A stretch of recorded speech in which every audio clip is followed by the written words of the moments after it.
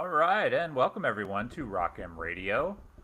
This is the beginning of a brand new episode of Dive Cuts. We are live on YouTube for Rock M Plus subscribers and also for anybody who might be paying attention to certain feeds.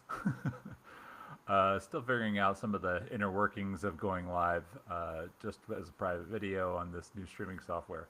It is season 9 already for Dive Cuts here. We are talking about your Missouri Basketball Tigers as the only podcast strictly talking about Mizzou basketball. I'm your host, Sam Snelling. I used to always be on the left. I am on the right now. So if you are watching on YouTube, please take a minute to hit the like button and the subscribe button below. Kind of still trying to grow this channel a little bit.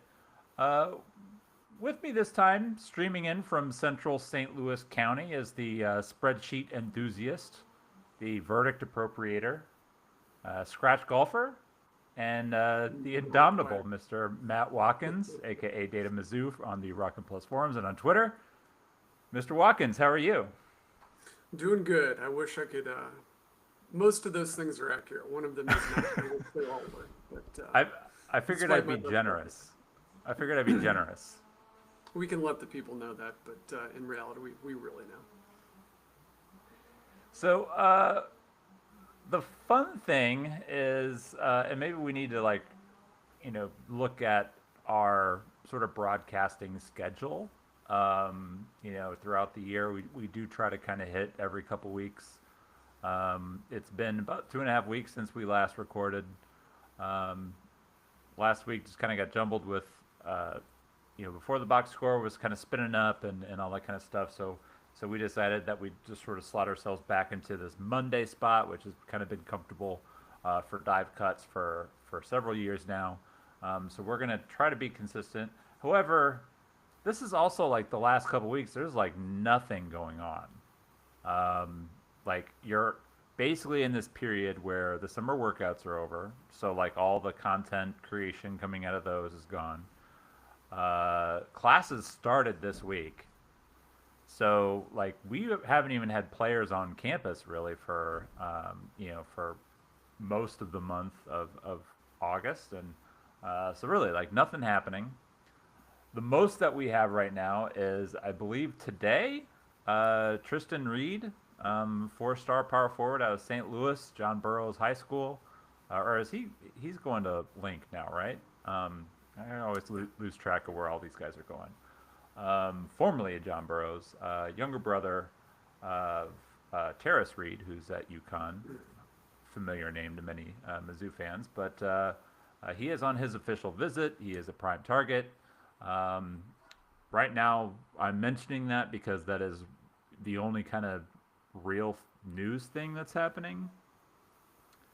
There's nothing to report though, so Mizzou wants Tristan to commit. He's got a bunch of other visits lined up. I believe he's going to Ohio State and Michigan State. Another school or two in there that I'm forgetting off the top of my head. Mississippi State. Mississippi State. A lot of people seem to think the Tigers are the favorite. We'll stick with that. But until an official announcement comes through, we're just gonna sit and wait. Although, Watkins, you admittedly are not the biggest recruiting guru on staff. I think we can both attribute that to Matt Harris. Matt Harris would not have missed a beat on all of the visit locations, unlike yours truly. So we're hoping that Tristan's going to commit here soon. If it happens, if it doesn't, we'll obviously keep you posted. So what Watkins and I are going to do is we're going to talk about the roster, because we are going through our preseason planning, I guess. Not a whole lot of writing going on. You have been doing some preview recording so far, if I remember correctly, and so some of those things are kind of planned to be coming out soon. The other side of this is we worked through a lot of projections. Last year we kind of started this process of really kind of doing deep dives on not just Missouri, but going through and trying to see what we could cobble together as far as projections for the rest of the SEC. And I like how things kind of turned out. I think we got a lot of things. I mean, not 100% accurate, but when you kind of look back at it, overall, we did really well. And so I figure we kind of do the same thing and talk about some notable SEC rosters. Um, Mainly talk about kind of like what Missouri's got going on here this year. Their online roster has been posted. We have heights and weights and all that kinds of stuff. Trent Burns listed at 7'5", 260 pounds. Um, as far as the projections go, you're like a lot of us are probably more bullish on Missouri, uh, than we're guessing. At least a lot of a lot of the preseason prognostications that have come out so far seem to be on the Tigers, at least so far. Yeah, I think so. And, at least speaking for myself, a big reason for that is during the downtime of the off season, I went back and looked at the last 3 years of SEC data. Every player, every team, where they had been, where they came from, how they did, everything. And one thing I really honed in on that, we've talked so much about Mizzou having this success developing players, retaining players, and the guys who come back are better than they were the year before. I really wanted to go and look through it from a league-wide perspective, and it's true. I mean, Mizzou is better than the league average at retaining players and developing them, having that second year jump that we talk about, but it's present across the league. And when you look at returning players, they improve at a greater rate than transfers do their first year when they come in. So, when you look at the rosters, not just Mizzou, but across the league, how many players are coming back is important because you're going to get higher returns out of those than you previously had versus, say, a senior transfer who came in from Towson or wherever. They don't improve or excel as much compared to what they had done previously. So, when you look league-wide at the rosters, who's coming back, how many guys are coming back, those are important things. Like, to use an example of Alabama, I didn't like their roster at all 2 or 3 months ago. But then LeBaron Fallon announces he's coming back. And, I ran the numbers on him, and he took them from what I consider a bottom level SEC roster to very competitive just because of him. And it's not only because he's talented, but because he's a talented freshman who's going to be becoming a sophomore. And those guys usually improve at pretty high rates. So when you look at Mizzou, for example, you've got Anthony Robinson coming back, you've got Mark Mitchell coming back. I wouldn't expect a huge jump from Anthony Robinson because you usually see that from year 1 to year 2. Mark Mitchell, on the other hand, might see a bigger bump. And then you've, of course, got the 3 freshmen returning who I think the staff and we here at Rock M are expecting a bit of a jump from them as well. But a guy like Jacob Cruz, Trent Pierce, having all of these guys back, I think in today's day of media and looking at transfers, immediate impact guys, I think those guys kind of get overlooked. That's not to say that just because you have returning players, you'll be good. But I think the teams that are built mostly on returning players, even if they're good, not great, are going to outpace expectation more than, say, a team like Texas A&M who brought in a whole new roster of pretty talented transfers who are all going to be playing together for the first time. So, when you see folks or media, whoever saying, oh, A&M and Mizzou could be fighting it out in the middle of the pack, they very well may be right, but when you look at how those rosters are built, I give the edge to a team like Mizzou, and we've seen that year in, year out. Teams who bring back a lot of good players are typically going to finish higher versus expectations than those that are built with freshmen or transfers. So I think that's a good basic explanation for why we're higher on Mizzou than others, but until the ball gets tipped, it's all conjecture, but there's a pretty strong historical basis for it. Yeah, there seems to be, sort of this prevailing uh, line of thinking through a lot of national media types that uh, that you can basically every season you can go in and you can flip your roster and you can still be successful. Um, and I do think that there needs to be a lot of caution with that. One, because the portal can be sort of hit and miss. It can be expensive, um, and if you're trying to turn over an entirely new roster, you're still going to have to invest different levels on players that maybe you wouldn't have to contribute as much to guys who are coming back. And I think you look at last year's Missouri roster as a good example. Before the season, you know, everybody and their brother thought Tony Perkins was a guy who was probably going to lead the team in scoring, going to be the starting point guard. Nobody really saw that, Anthony Robinson was going to be a guy who was going to take that big of a step forward. And not saying that like every guy who comes back for another season is going to be the next Ant Robinson. But when you're talking about, continuity and you're talking about those second year gains, those tend to average out to be a lot better than what you're getting.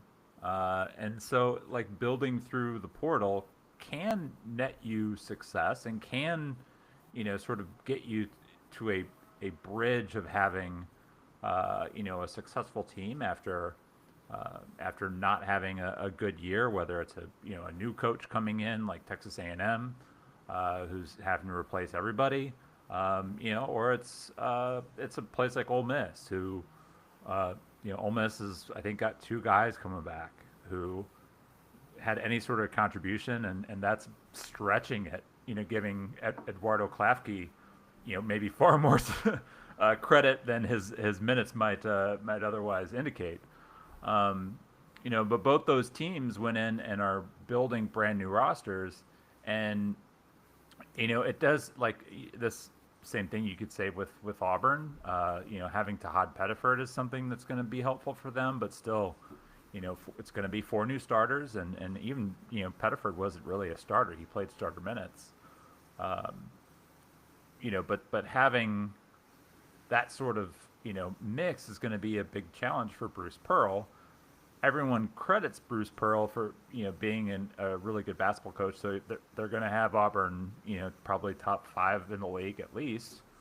But this is probably going to be one of the tougher jobs that like Bruce Pearl and Chris Beard, just those two that we've talked about, looking at what they have, looking at what they're bringing in, and having to couple those things together and compete with with teams where there isn't as much turnover, where you can look at Rick Barnes has some turnover, but there's still a thread of continuity in his roster, like there always is. I think you look at Florida. Florida's having to replace all their guards, but the thread of continuity exists with their front court. Missouri's 2 best players from last year are returning, basically. If you just go by BPR, and that's Ant and Mark,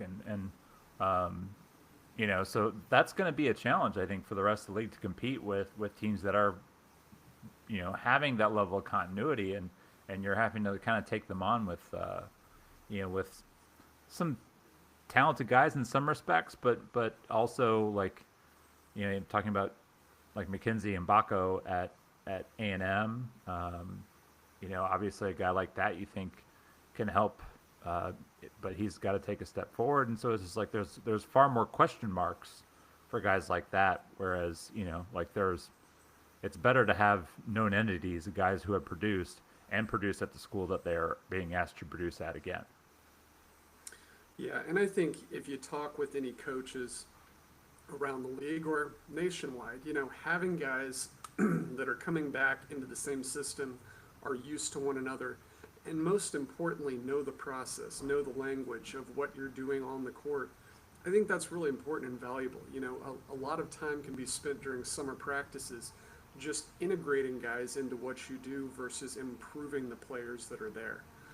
And I think that's a big reason why you see that jump after the first year because people are more comfortable. The players are more comfortable with what the team's doing, with who their teammates are.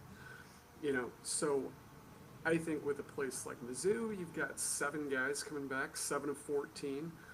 That's not an incredible number when you think about it from 10 years ago, but from, in the later years now, this era, that's a pretty good number. And, by most accounts, they've got 2 of the best 10 players coming back from last year, league wide. And if you were to say that for most teams, I think pundits and media alike would say, yeah, they're going to be pretty good. Mark Mitchell's a good player. Anthony Robinson wasn't as consistent as he liked, but he's really good. And then you've got these freshmen from this top 5 recruiting class that are going to be sophomores. You've got 2 pretty good skill players to go along with him in Trent Pierce and Jacob Cruz.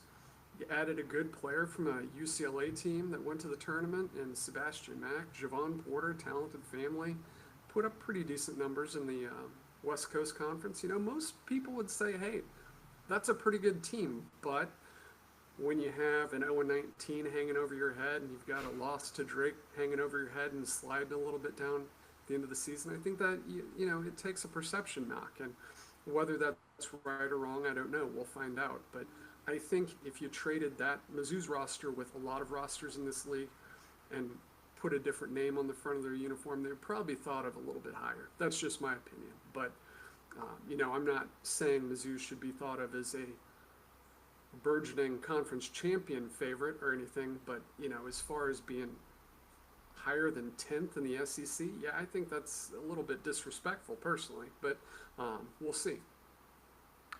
So one thing that you kind of run through every year is basically, and forgive me if you have a better term for it, but basically like possession surplus is what I was going to call it. Is that a fair descriptor? Yeah, if it will need some explanation, but I think that's a well, yeah. Do you want to explain to people what it is? Sure. So when we do projections, part of it is projecting minutes for each player on each team, but also something is projecting the usage rate. And what usage rate is simply how many offensive possessions a player uses when they're on the court. A possession or usage rate of 25% plus, meaning when you're on the court, 25% of the possessions flow through you, which is higher than average. That's a pretty high amount.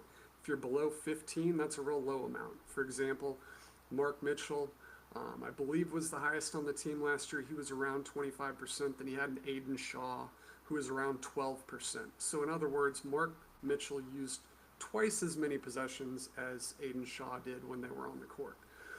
So when you put all those numbers together, you run projections based on historical data, how the players have progressed throughout their career, blah, blah, blah, blah. I come up with a number to project where they should land. And it's not team context dependent, it's player dependent. And what surplus, usage surplus, possession surplus is teams that have accumulated the highest projected amount of possessions versus the lowest. And that's what surplus is. Because usage, like minutes, you only have so many possessions to go around. It's going to add up to 100% with the guys on the floor. That's just math. Right. There's no way around it. But when you project it out based on a player individually, you can go higher than that because they're looking at it in an individual context versus a player or a team context.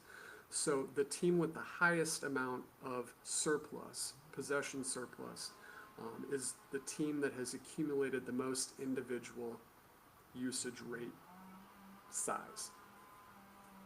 I don't know if that's a great explanation, but it's my explanation. So. Yeah. So essentially, like what it is all everybody's possessions. If you combine them, like in the perfect world, obviously, like it's when they actually play the games, it ends up being 100%. But if you have a surplus, that means that you essentially have guys who are used to using the ball at a higher rate than they're going to be asked to do on the team that they're on. So having a surplus, not always, but what it can mean is that you're asking higher usage players to scale back And when you're doing that, ideally those players are taking more efficient shots. Right. So, as an example, Sebastian Mack. I don't have his usage rate in front of me. Do you know it off the top of your head? It was the same as Mark Mitchell's, I believe, 24.7 a year ago. Okay, so roughly 25% usage rate Mm-hmm. at UCLA. Some of those shots that he took were mid-range, floaty type stuff. Some of them were off the dribble, threes. Those are lower percentage shots for pretty much everybody. And so if you're Missouri and you're looking at trimming possessions, well, let's see if we can eliminate Sebastian Mack from having to take mid-range floaters and dribble threes. Um, and so like that's just one example of one player, but essentially having a surplus means you're spending your time trimming people back Right. instead of what Missouri was doing, a couple of years ago. And you kind of brought up before the season a couple of years ago that the concern with Missouri's roster when they went 0-19 was that they fell short of 100%. So you're in essence asking lower usage players to increase their usage, Right. and asking and we've heard it plenty on broadcast, asking Nick Honor to be more aggressive and drive the ball. Not something he was particularly good at. Uh, Right.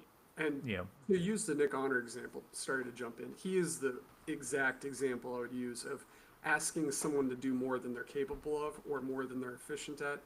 When he was, I guess, a senior, but his first year at Mizzou, I think his usage rate was something like 14, 15%. He was yeah, taking open three pointers, clutch three pointers, don't get me wrong, but it was all within the flow of the offense. He was taking his shots. But then fast forward to the year when they went winless in conference, you lose John Tonje, you lose Caleb Grill. Guys are having to take more shots. So what did we see? We saw Nick Honor forcing shots in the lane because someone has to shoot. And if you've got a team full of players who are being asked to do more than they're capable of, someone has to do it. And whether it was him or whether it was someone else, it was going to happen. And Nick Honor's efficiency plummeted. His value plummeted because he had to do more.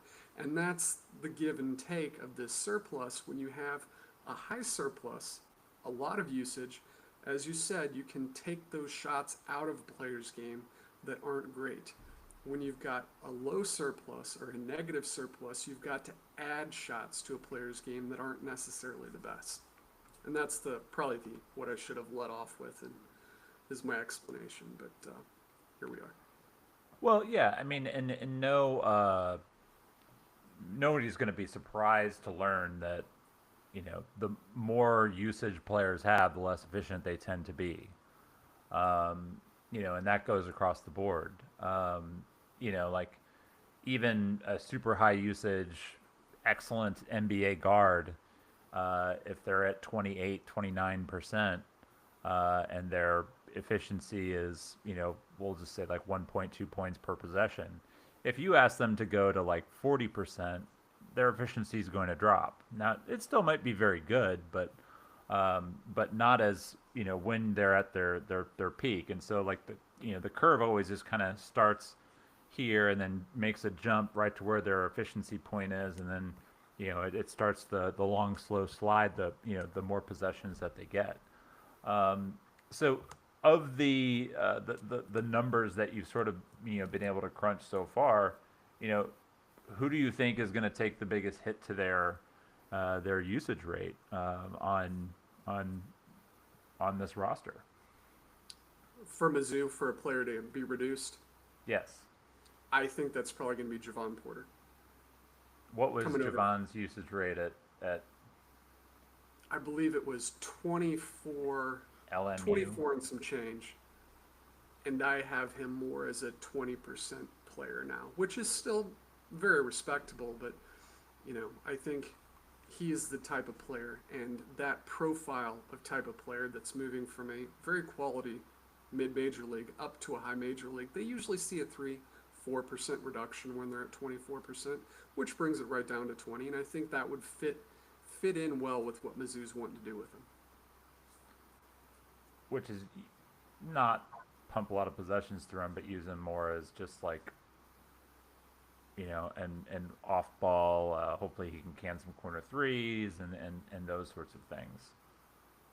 I mean, and they are having to replace a good amount of possessions because Tamar Bates and Perkins and Caleb Grill took a lot of shots last year. Um, there isn't a lot of background for what you're going to be able to get from some of the freshmen. Is there any one of those guys? I'm assuming it's going to be either Tio Barrett or Honor Boateng, who maybe stand out a little bit as guys who could see the biggest jump. Yeah, that's a good question. I think in terms of offense, that's really tough. But I almost see Honor Boateng as potentially being, um, I don't want to say a breakout offensive player, just being good enough, I think would be a boon for Mizzou this year. But his position, I think, is what's going to allow him to do that. Because when you look at Tio Barrett, I think we saw him kind of morph into more of a point guard last year. And I think that's kind of what they see him as now versus a combo guard, which at 6'4", that's very good. But his passing ability, his defensive ability, his shooting ability has not really been there. And I wasn't real impressed with Honor Boateng's shooting ability last year either, but I think he has more ways to score playing on the wing than Tio Barrett has ways to score playing the point. Yeah, I kind of agree with that. I mean, essentially, Boateng, if you're setting him up to be kind of like the ideal guy for what they're looking for is a lot more kind of catch and shoot opportunities. And if your shot isn't there up the catch, you're looking to hammer the ball to the rim, and certainly he's a guy that kind of fits that profile. Have you worked out your all of your projections for the entire roster at this point? I have, and they will be included player by player in the player previews that will be dropping. I believe we're starting those in September. Each is a 15 I've got to 20 minute. September 22nd as the start of the non-con previews, which will run. I used to start those in August and just sort of run them, I think, weekly, and I decided to just sort of hold off and we'll just we'll just turn the content hose on. All right. September 22nd, I think, is when everything starts for those previews, and then they'll basically transition right from non-con previews right into the SEC conference previews, which will all kind of be the same thing. And you and I are working together on trying to get some of these projections. Of the Missouri guys, what do you think fans are going to be most surprised by? On the Mizzou roster? Oh, Yeah. that's a good question. Um, you know, I probably mea culpa here. I don't really know what the Mizzou fan expectations are for a lot of players. Um, I would say that Jacob Cruz will probably be a surprise. And the reason why I say that is because where he can excel is a very highly visible statistic. 3-point shooting, I think he got better as the year went on. You know, in conference play, he was shooting 35+% from 3-point range, which is good. And then over the last 10, 15 games, it was closer to 40%. That's a Yeah. good figure. And it was during the toughest part of the schedule. And if he's able to do that on this roster, it will be massive. You know, when you look at this roster, they're a little short on outside shooting. And if you can get a guy who can knock down open threes and be a threat and hold defenders, that will make a world of difference. So when I look at someone who might be super visible about being good or being better than people remember him, because I think people remember him a little bit too poorly. I don't think he was as bad as a lot of people say. I You know, think yeah, I think a personally. lot of the memory of Cruz that probably sticks out for people are a lot of the early stuff. Right.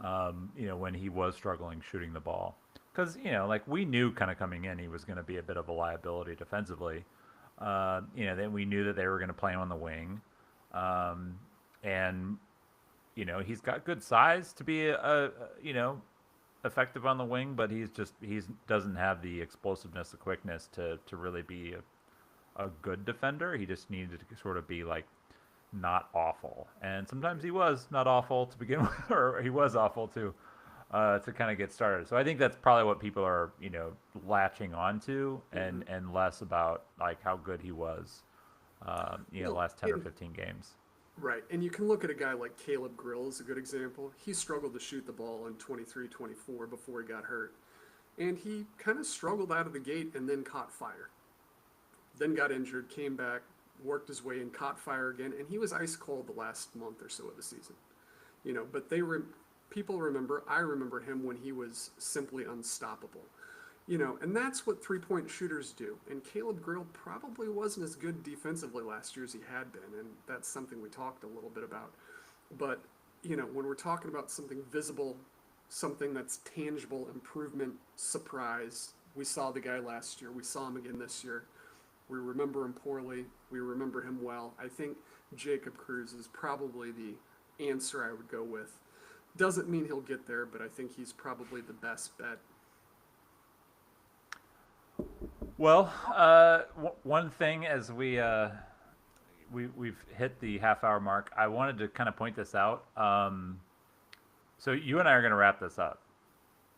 My goal with our podcasting is to be much more efficient in our time. we want to be in that 20 to 23.5% usage, versus where we've been, which is in the low 30s, for many years. You're Jaden Stones at Detroit. Yeah, exactly. Just running up stats. So this is a Rock M Radio wide sort of thing. If you watched the most recent episode of Before the Box Score, you'll notice they got in and out. That is going to be our goal is to be right around 30 minutes for an episode. It just feels like that's about the right amount of time. There'll be episodes here and there that'll go long, usually with guests. But I think for our topic, for our coverage, we just need to be better getting in and out of our topics and condensing things. So we're going to try to keep most of these in right about the half-hour range. So with that said, Watkins, is there anything that you want to touch on before we get out of here? Nope. As I was getting into it a little bit there, player previews are coming out. They're going to be a new format this year, all video. It's going to be my ugly face along with some great video. And on the topic of time, those are going Fortunately, like most of the screen is the video, and like there's like less of the screen, which is your face, as opposed to these take my face off these podcasts, which is like it's all us. But those will be running about 15 to 20 minutes per player. There's 14 of them coming out, and as Sam said, that'll start at the end of September. So look for those. I don't know anyone who does previews like us. I don't know anyone who's going to do video breakdown previews of every player on the roster. So if you're jonesing for some Mizzou hoops in the middle of Mizzou football, we're going to have it for you. Yeah, so Mizzou football kicks off on Thursday. It's Monday night. We're recording this Monday evening. It's just now past 8. I think Before the Box Score is going to record again tomorrow for their preview of Central Arkansas. We're going to be off for probably a couple weeks, but like I said, we're going to go back on these Mondays, and then we'll kind of get back in the regular schedule. Spinning things up probably like mid-October, going back weekly. I'm excited for the season. Looking forward to our preview content. If you want to hit us up in the forums with questions, if you want to, you're on Twitter at DataMizzou. You can tweet at RockMNation. I'm also on Blue Sky, mostly at rockm.plus. If you're looking to hit us up there. And True, our new football writer for Rock'em Plus, is doing a good job. He has manned the Instagram account. And he's also, I think, chipping in with you on the Rock'em Plus Twitter account. So check us out there. And if you have questions, whatever you want us to, talk about things in the coming weeks, we will do our best. So thanks everybody for tuning in. We'll be back in a couple weeks. And until then, take care. Bye bye.